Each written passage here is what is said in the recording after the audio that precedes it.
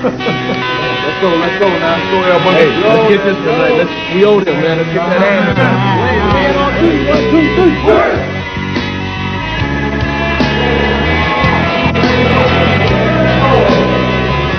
We have moved on to the Arco Arena here in Sacramento. It's the home of the Kings and the stage of one of the league's most dynamic performers, Jason Williams. In just his second season, Jason has not only helped the Kings become a playoff team, he's brought a lot of excitement to Sacramento. But his story began in West Virginia, in the same area that produced Hall of Famer Jerry West. Now, while Jerry West was known for his deadly shooting, Jason is making his mark in a different way, with amazing passing and ball handling that you just have to see to believe. Williams and Jason quickly into the front court. Oh, behind the back dribble, into the lane, finger roll flip, hangs, and drops. Williams has eyes in the back of his head. With him on his team, you gotta watch out because he might hit you in the nose with the ball. Jason Williams. Beauty to Tony Tuck. Oh, what a pass. Oh, boy.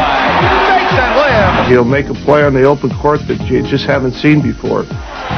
That was a Showtime move by Jason Williams. Jason, what a pass! Are you kidding me? With his flamboyant style, Jason Williams has become one of the NBA's marquee attractions. But as he leads the Sacramento Kings into the future, he's also stirring memories of the past, drawing comparisons to one of the game's greatest showmen, Hall of Famer Pistol Pete Maravich.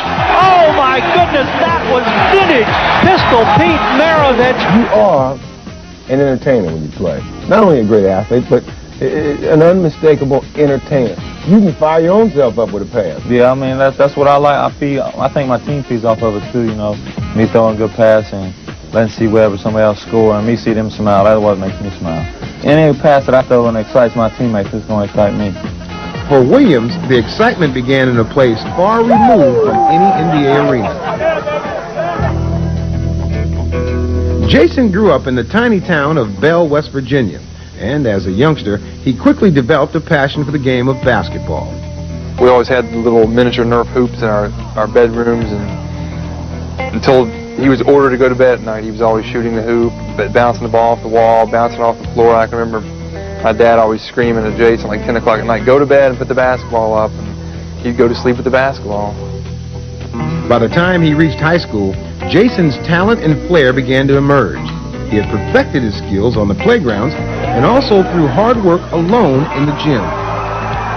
Who would you pass the ball to? I mean, there's 4 walls and there are bleachers and stuff like that you can throw it off of. So you just find spots and try to hit the spot? Well, I mean, sometimes you just throw it in the air like a lob. Nobody go get it, but in your mind, somebody's going and getting it. It's hard for people to imagine or to believe this, but he would go over for 2 or 3 hours at a time and never shoot a basket. He would just go over and just dribble between his legs. He'd go behind his back with both hands, bounce it off the wall. He'd draw a square on the wall, and behind his back, see how many times he could hit the square. He could do the exceptional to the point where it almost was like it became routine. Williams takes it for the Panthers from left to right, crosses over midcourt. On the far side of the floor, an NBA three, good.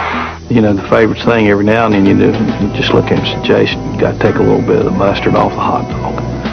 DuPont down by 1. Jason Williams quickly down the lane, scoop shot, good. There's the little kid still in his game.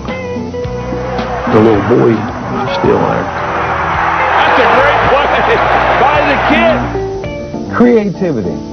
I would imagine when you spend hours in the gym, just dribbling down the court, you would imagine in your mind being on a fast break.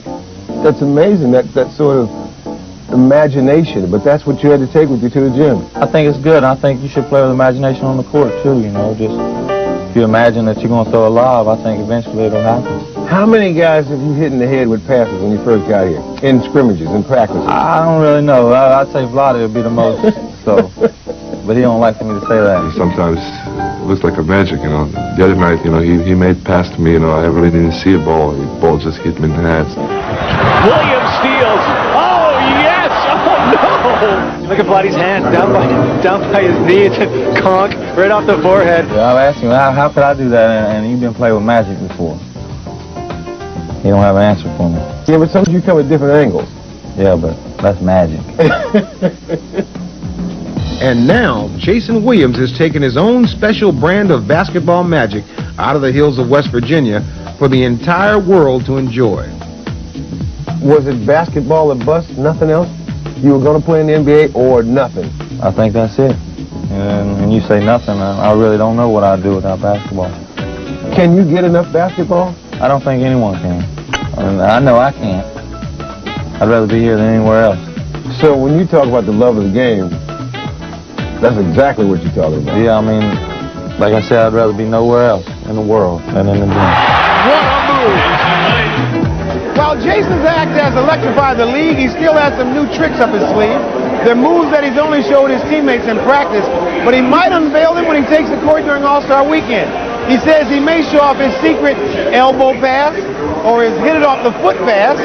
He says he's not ready to try them in a real game because the bottom line is he plays to win. Coming up, we hit the road once again, this time for Los Angeles, for a look at the Lakers star, Kobe Bryant. My favorite Kobe Bryant play has to be, I think it was the exhibition game when they played at UNLV, when he did the crossover and dunked on somebody in the middle of the lane. You talk about elevation. Chick, he went up to the rafters before he decided to put somebody on a poster. That's probably number one for me. So Kobe, keep it up.